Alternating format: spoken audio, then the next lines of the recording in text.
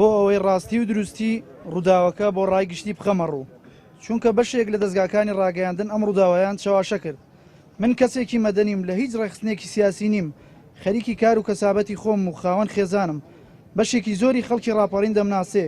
ئەو برادەرەی لەگەڵم بوو ناوی کاگنزارە، ئەویش لێرە کاسبە و خەڵکی ڕۆژاوایە.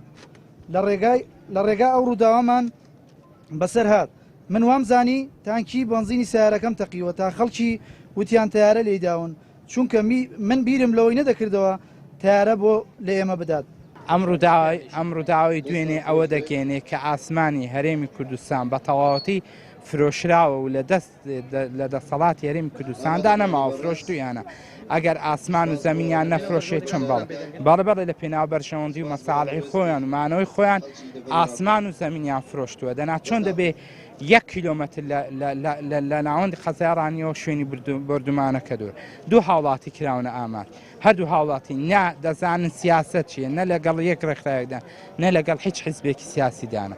کەواتەوە پێشێلکارێکی زخە خەڵکی مەدەنی دەکرێت ئامان بۆی هەیە لە چەقی شارەکان خەڵک بردومان بکرێت بە فرۆکان.